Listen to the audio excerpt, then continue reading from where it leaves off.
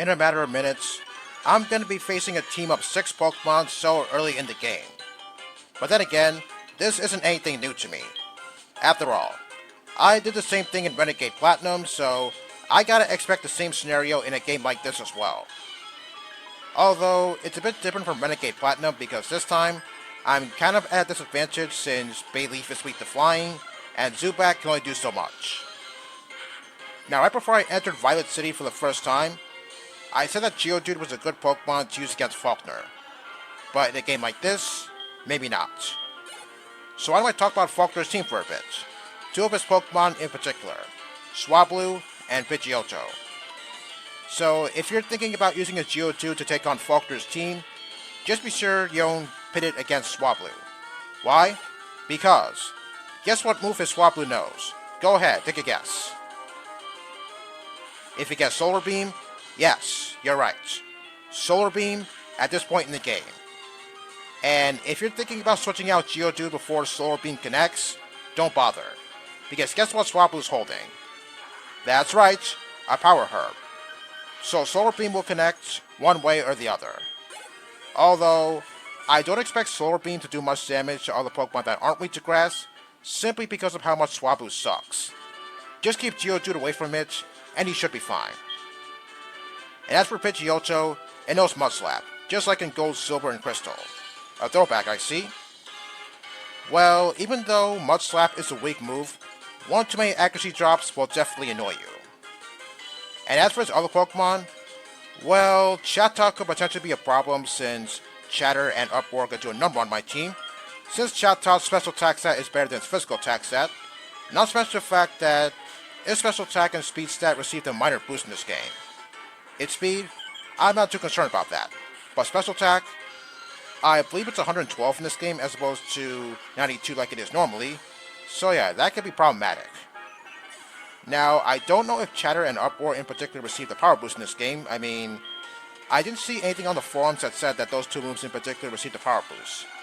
If not, then I guess that's okay. But if those 2 moves receive a power boost, then that could potentially be problematic. And as for his other Pokemon, well, I do know that he has a Farfetch, which is fighting flying in this game, like it was in Renegade Platinum. But don't worry, it doesn't know any fighting moves at this point in the game. It's Farfetch, not Hawlucha. Although it does know Poison Jab for some weird reason, not really sure why. And he also has a Murkow. I don't know if Murkow could potentially cause me some trouble. If so, then hopefully Reflect has my back. If not, then yeah, Murkow could definitely be trouble. So yeah, I guess my biggest threat would be Chatot, since it got a modified special attack stat in this game, since, well, I guess not a whole lot of people use Chatot. I mean, normally, it doesn't have any stats over 100, so I guess Strata wanted to make Chatot a bit more usable, but to me, yeah, I still don't see Chatot as any good. Okay, after I'm done talking to this person, I'm going to go to the Pokemon Center off screen to heal my Pokemon, so that way I'll be in tip-top shape for the gym fight. So I'll see you in a second. Here we go, the first gym battle in the game. So this is Falkner, a user of flying types. Now, I believe his levels were slightly higher in the original Heart Gold and Soul Silver than they were in Gold, Silver, Crystal. In those games, he had a level 7 Pidgey and a level 9 Pidgeotto. But in the original Heart Gold and Soul Silver, he had a level 9 Pidgey and a level 13 Pidgeotto. But none of that matters now because in a game like this, I'm going to be fighting an entirely different team. Okay, he leads with a Doduo, something Zubat can handle. Although that Doduo I faced earlier on survived the wing attack, I assume I got a low damage roll and that's why it survived. But this one doesn't, that's good. Alright, what is the next Pokemon? Chatot?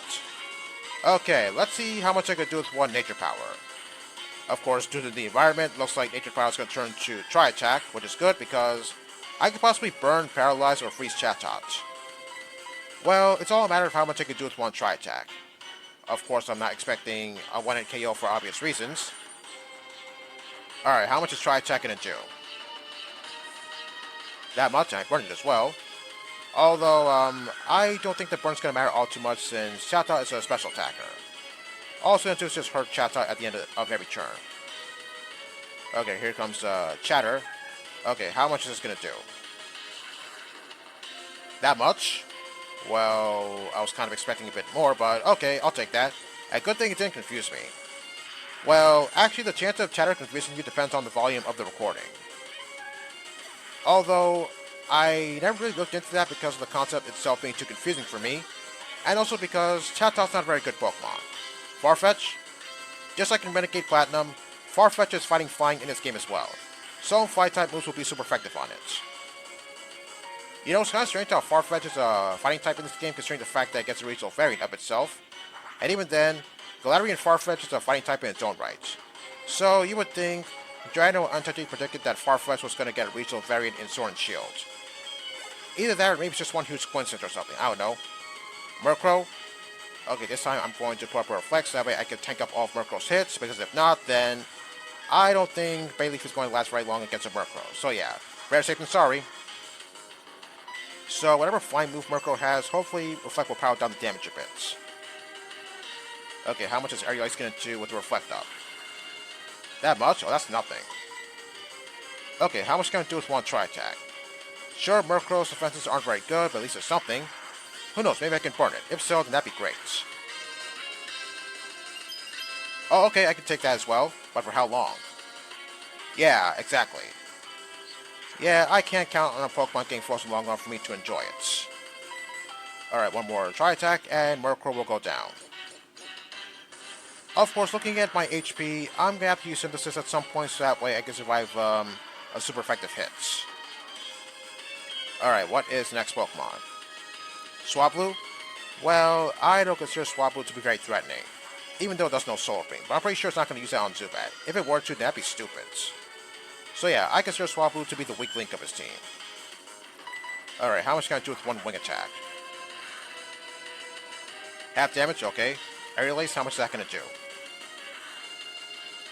That's it, 6 damage? Wow, this thing sucks. And Swablu goes down. Okay, with that we shoot down to his last Pokemon, which is Pidgeotto. And yes, I did see that the Reflect is gone, so I gotta put that back up, otherwise Pidgeotto is going to make quick work of Bayleef. Also, I gotta use Synthesis, that way I can survive Pidgeotto's attacks, otherwise I don't think Zubat's going to be the right Pokemon to take on Pidgeotto. Okay, first things first, gotta put up a Reflect. Alright, hopefully Aerial Ace doesn't hurt me too much. Okay, how much is it gonna do? 12 damage, okay. Okay, here comes Synthesis, so hopefully I'm safe.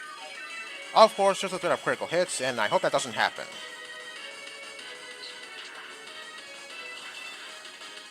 Okay, good, no critical hits. Alright, how much can I do with one Tri-Attack? Of course, if I burn it or if I freeze it, that'd be great as well. Nope, nothing. Well, I'm not really sure what's the probability of Tri-Attack throwing a status on the opposing Pokemon since, well, I don't really use Tri-Attack all too much, on a daily basis that is. Okay, hopefully I get it this time. Nope, not this time. Oh, what is that? A Nornberry? Okay, yes, it is. Roost? Okay, that's going to be kind of annoying.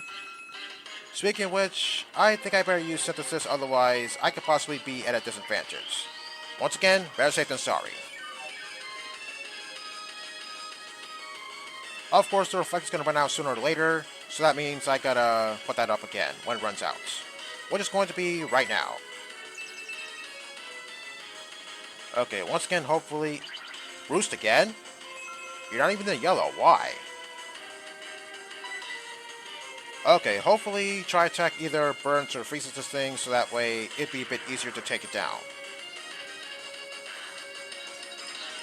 Nope, not this time. Okay, just gotta keep on using Tri-Attack, and hopefully I can put a status on this thing. If it's Paralysis, then that's gonna be kind of disappointing, because I don't think it's going to help me out all too much. Okay, here comes Roost again. Yeah, this is gonna get pretty annoying. Okay, just gotta keep trying, and hopefully Tri-Attack either burns or freezes this thing. If it gets burned, then I can possibly send in Zubat, so that way I can know that Zubat's not gonna die to any of Pidgeotto's attacks. Looking at its HP, I think I'm gonna be able to take it down with one more Tri-Attack. Hopefully I'm right about this. If not, then Bayleef is going to die. Okay, Pidgeotto goes down.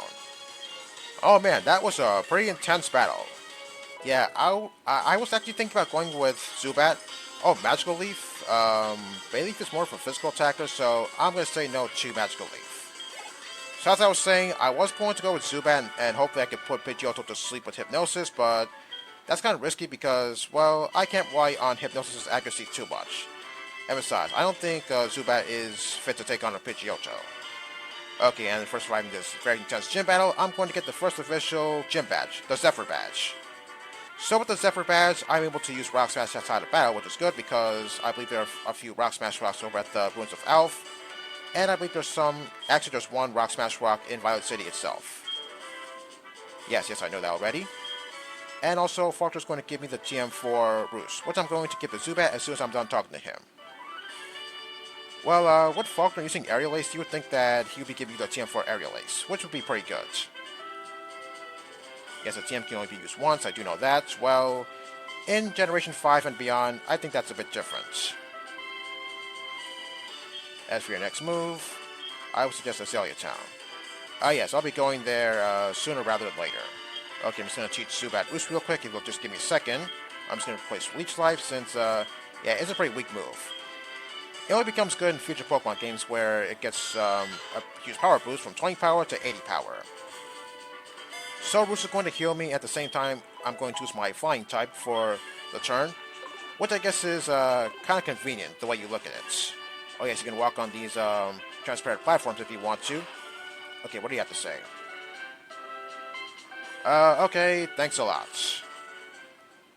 Okay, as soon as I exit the gym, I'm going to get a call from Professor Elm, and he's going to tell me that he wants me to have the Mystery Egg. Yes, that same egg from the beginning of the game, which will eventually hatch into a Togepi. Yeah, not that I'm going to use Togepi in this game since, well, I could have used Togepi as a team member if not for Zubat, but yeah, I ultimately decided to use Zubat. Okay, his aid is at the Pokemon, so I'm just going to go there real quick.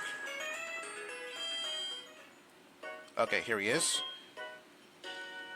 Long time no see. I'm not really sure if I really know who you really are. Yeah, sure, why not? Oh yeah, I believe it is possible to get a Shiny Stone before the Elite Four in a game like this. Okay, so I guess they found out that an egg will hatch if it's in someone's party. You would think that there would maybe be some sort of device that would make an egg hatch faster, but I'm not really sure if we're really there yet. Okay, nice story. Well, I don't have my slug button, my party, so I'm just going to get it from my PC so that way I can hatch the egg a bit faster, so that way I can go back to New Bark Town. I got the Everstone from Professor Elm, so that way I could use it as part of my breeding chain. Okay, and as soon as I exit the Pokemarts, we get confronted by this lady. One of 7 Kimono Girls. Yes, I did just say 7, not 5. There are 2 additional Kimono Girls you'll meet once you've seen the original 5 Kimono Girls. Okay, and she knows that I have the Pokemon egg on me. How did she know that anyway? Okay, sure. Yeah, we're going to be seeing more of her, well actually more Kimono Girls a bit later on in the game. They're going to be seen various places.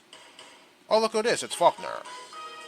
Okay, and he's saying that since he enjoyed the battle he had it with me just now, he's going to give me his number. Yes, that's right.